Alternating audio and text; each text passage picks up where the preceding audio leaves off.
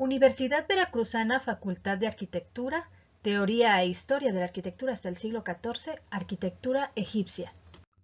En el centro de los templos había una compleja serie de salas en eterna penumbra, unas cámaras a las que solo tenían acceso los sacerdotes, rodeando el pequeño santuario o residencia del dios.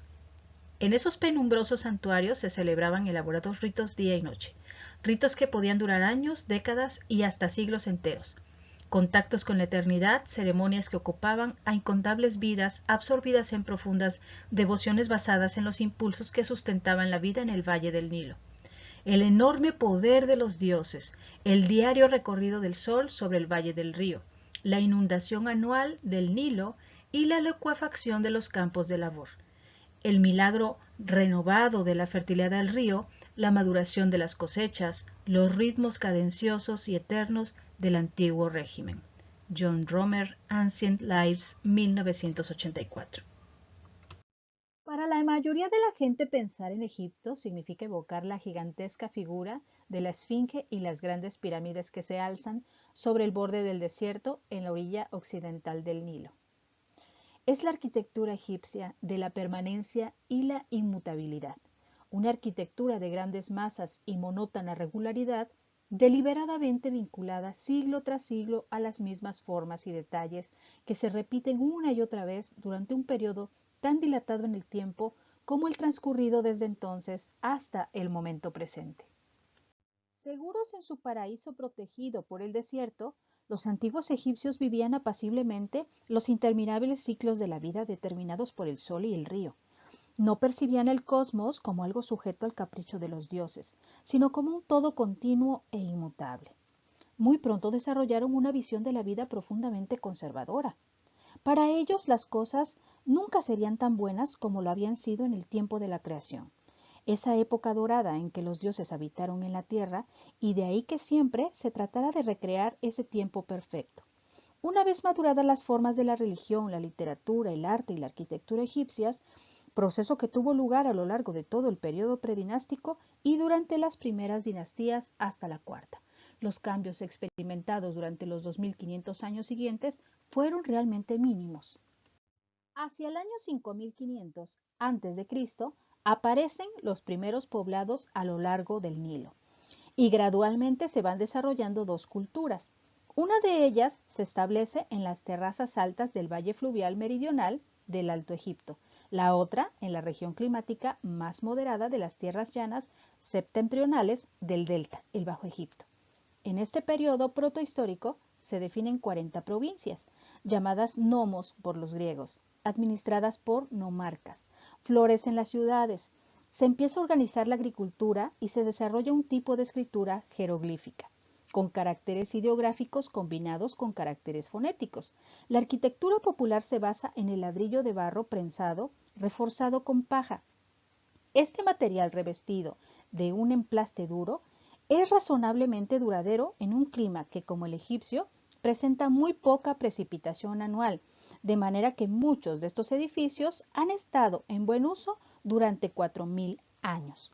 Hacia el año 3100 a.C., los 40 nomos de los dos grandes reinos fueron unificados por el legendario rey Menes, el primero de los faraones de las 30 dinastías siguientes. Las primeras sepulturas predinásticas, antes del 3100 a.C., eran unos rudimentarios fosos excavados en la arena a modo de criptas y cubiertos con losas de piedra. Aunque no era infrecuente que los chacales excavaran y terminaran por desenterrar los cuerpos, así pues esta práctica evolucionó hacia la construcción de un edificio encima de una cripta, cerrado por paredes de ladrillo de barro prensado. A medida que estos edificios fueron adquiriendo importancia, se incorporaron unas pequeñas salas para guardar las ofrendas de los productos que habían alimentado al muerto en su peregrinación por ultratumba, y quizás la cámara del doble del difunto, el serdab, con una escultura o alguna otra imagen del fallecido.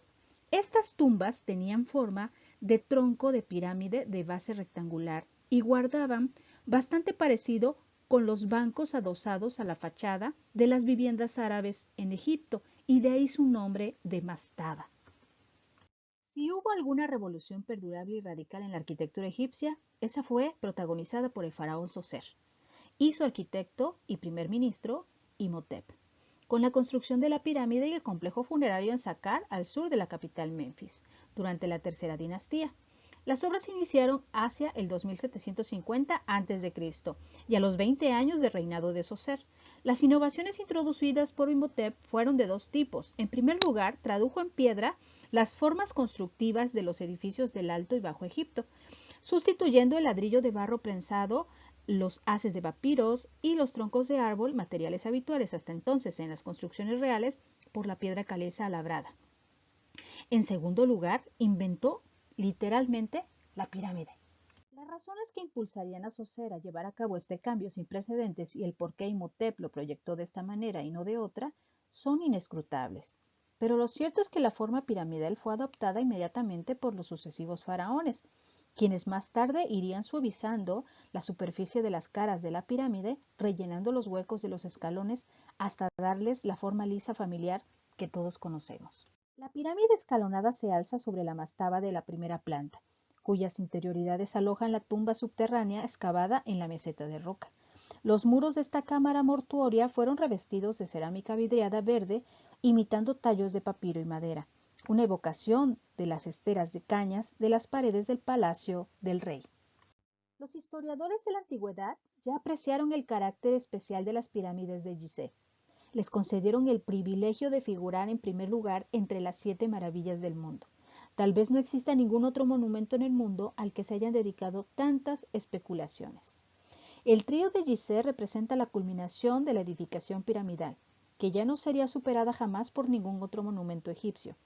Las caras de cada una de las imponentes masas pétreas están perfectamente orientadas a los 4 puntos cardinales.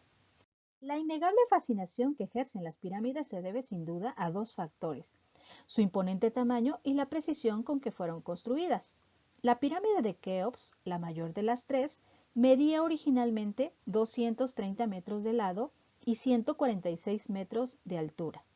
Hoy en día estas medidas son algo inferiores, ya que la envoltura exterior de piedra calcárea perfectamente labrada fue arrancada para aprovechar los bloques como material de construcción en el Cairo. La base de la pirámide de Keops ocupa una superficie de 5.3 hectáreas, en la que cabrían juntas las catedrales de Florencia y Milán, la Basílica de San Pedro de Roma, la Catedral de San Pablo y la Abadía de Westminster de Londres, y aún sobraría espacio, incluyendo su revestimiento. Contenía unos 2.300.000 bloques de piedra que pesaban por término medio unas 2.5 toneladas, aunque las hay de más de 15 toneladas. Se dice que cuando Napoleón se sentó al pie de las pirámides, realizó un cálculo rápido según el cual había material suficiente para construir una muralla de 3 metros de altura y 1 metro de espesor que rodearía toda Francia. En torno a cada una de las pirámides se extiende un extenso conjunto funerario. El acceso se realizaba desde el este, es decir, desde el valle del río, a través de un canal cortado en la ribera del Nilo. Una vez efectuado el desembarque en la orilla occidental del río, delante del templo del valle y de los edificios auxiliares, se ascendía a través de una calzada hasta el pie de la pirámide, donde había un templo funerario y se extendía la necrópolis circundante, constituida por pirámides pequeñas, tumbas y mastabas para los miembros de la familia real y altos dignatarios de la corte. Las antiguas metrópolis egipcias de Menfis y Tebas han desaparecido, pues estaban hechas de ladrillo de barro prensado. Bajo el reinado del faraón Agnatón, hacia los años 1379-1362 a.C., se fundó una nueva capital, Akhtátón, el horizonte de Atón, en el centro geográfico del antiguo Egipto, actualmente Amarna, Hotel El Amarna. Esta ciudad pretendía ser la sede de la revolución religiosa emprendida por Agnatón. A la muerte de Agnatón, la ciudad y sus nuevos templos fueron demolidos por los sacerdotes de Amón y las piedras del templo empleadas para construir otros edificios. Poblados y casas egipcias. En torno a la casa principal se originaba una serie de dependencias secundarias, el granero en el lado oeste, los establos y un cuarto de carruajes en la esquina suroeste del conjunto, las dependencias del servicio de la zona central y los almacenes y la cocina en la esquina sureste. El establo y el pozo estaban ubicados junto al muro este. Ha perdurado parcialmente el poblado construido para los artesanos que trabajaban en las tumbas del Valle de los Reyes. Fue fundado por Tumtés I hacia el 1530 a.C. para alojar a un cuerpo escogido de artistas, artesanos y calígrafos. Fue ubicado en un estrecho valle llamado actualmente Deir el-Madina.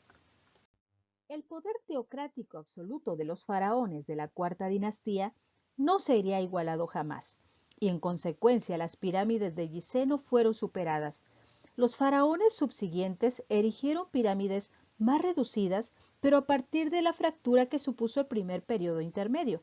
Las tumbas y los templos reemplazaron a las pirámides en su categoría de grandes obras reales. Hasta los dioses acusaron esta revolución, ya que el papel de Ra como dios principal fue suplantado por Amón, cuyos sacerdotes estaban centrados en torno a Tebas, una ciudad emplazada en pleno Alto Egipto. Establecida la capitalidad en Tebas, lo que señala el comienzo del Imperio Medio Tebano, bajo su influencia surgieron dos grandes templos dedicados a Amón, en Karnak y Luxor, ambos al sur de la capital y en el margen derecho del río. Las tumbas reales y civiles, así como todos los demás edificios relacionados con el culto funerario, se construyeron del otro lado del río, allá donde el sol se pone, excavadas en la roca del Farallón, justo al límite que separa el desierto de las tierras cultivadas del valle. Este tipo de tumba se inspiró en el modelo de Deir el-Bahari. La tumba de Hatshepsut en Deir el-Bahari. Las columnatas son atravesadas en su centro por una rampa que asciende a una gran terraza superior. A lo largo del lado oeste de esta terraza hay otra columnata doble que sirve de porche a los templos del fondo, dedicados a Hathor, cuyo nombre significa casa de Horus, el sol, la diosa del amor, las artes y la música, y Anubis, dios de los muertos y conductor de las almas. Más al fondo de ese porche se encuentra un patio hipóstilo abierto flanqueado por los templos de Amón y Ra, excavados en la cara de la montaña. Todo el conjunto toma del modelo antiguo las imponentes columnatas abiertas y la organización geométrica y espacial basada en la axialidad y ortogonalidad. Pero como rasgo característico más importante, hay que destacar el modo como Senmut adoptó la construcción al medio natural, integrando las terrazas en los escalonamientos naturales del terreno, mientras que las líneas marcadas por las columnatas evocan la verticalidad de las cavidades producidas por la erosión en la cara de la montaña, consiguiendo una admirable fusión visual entre montaña y templo. El templo de Edfu es un templo de antiguo Egipto ubicado en la ribera occidental del Nilo en la ciudad de Edfu, que durante el periodo grecorromano fue conocido como Apolinópolis Magna, dedicada al dios de los dioses Horus Apolo. Es el segundo templo más grande de Egipto, después de Karnak, y uno de los mejor conservados. El templo dedicado al dios halcón Horus fue construido durante el periodo helenístico entre 237 y 57 años antes de Cristo. Las inscripciones en sus paredes proporcionan información importante sobre el lenguaje, la mitología y la religión durante el mundo grecorromano en Antiguo Egipto. En particular, sus textos inscritos sobre la construcción del templo proveen detalles de su construcción y también conservan información sobre la interpretación mítica de este y otros templos como la isla de la creación.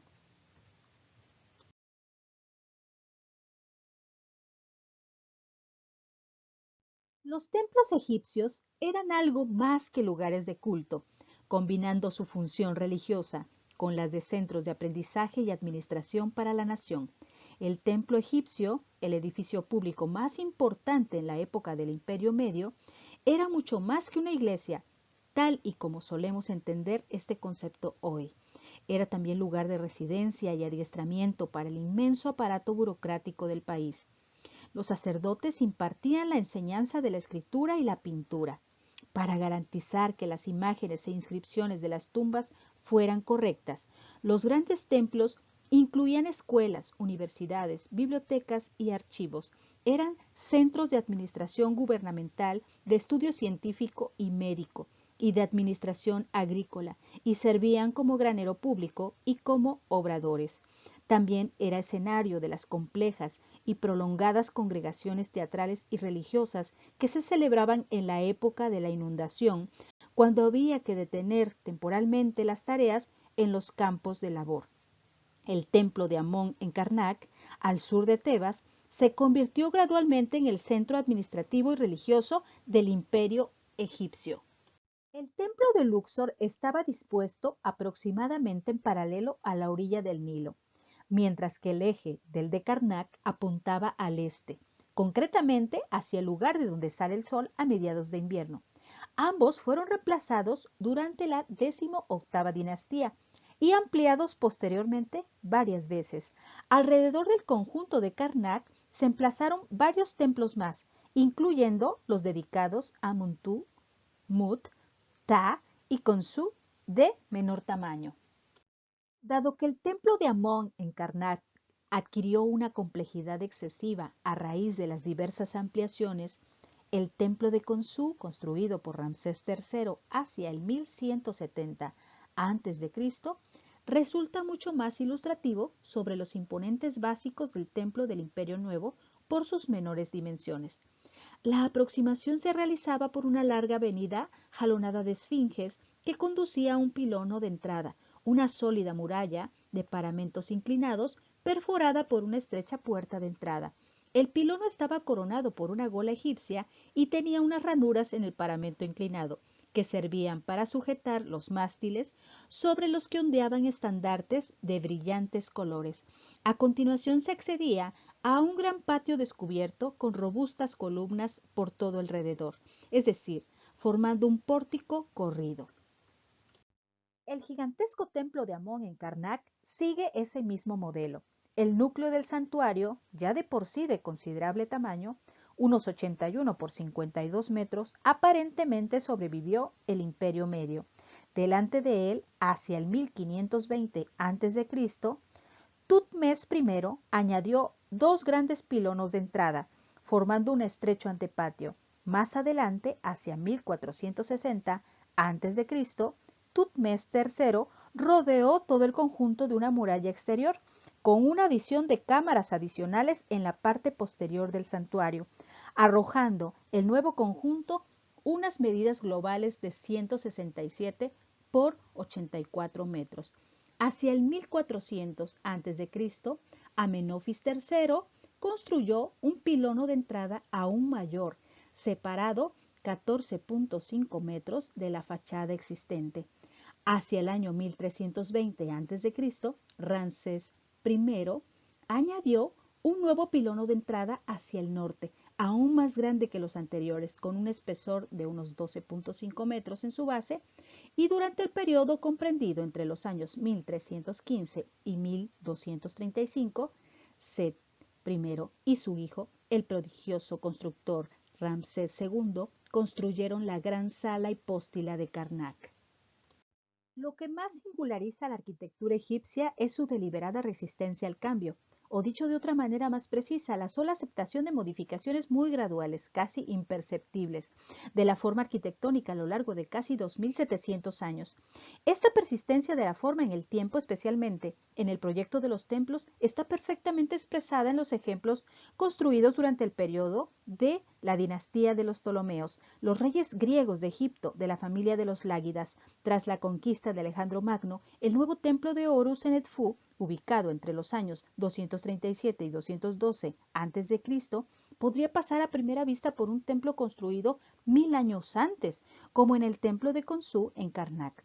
El acceso se realiza a través de un macizo pilono que cierra el patio de entrada. A continuación de este, una sala hipóstila poco profunda conecta con el santuario interno. Todo el conjunto está alineado conforme a una retícula ortogonal y organizado a lo largo de un eje dominante, aunque hay un detalle que delata el carácter tardío de su construcción y un cierto sentido experimentador por parte de sus proyectistas. Las columnas del patio no transmiten directamente la carga de los dinteles sobre los capiteles palmiformes, sino que lo hacen sobre unos bloques intermedios, creando la sensación de que el dintel flota en el aire y desmintiéndolo, por así decirlo, el peso de su masa de piedra. Durante 31 dinastías, más de 2700 años, la arquitectura egipcia solo experimentó cambios realmente muy sutiles. Los fines de la cultura egipcia y de la arquitectura que alojaba sus instituciones eran la continuidad y el orden. En la antigua sociedad egipcia, el hombre y la naturaleza estaban vinculados por unos lazos fijos, inmutables, y el faraón se convirtió en el símbolo divino de la relación permanente entre el hombre y la naturaleza.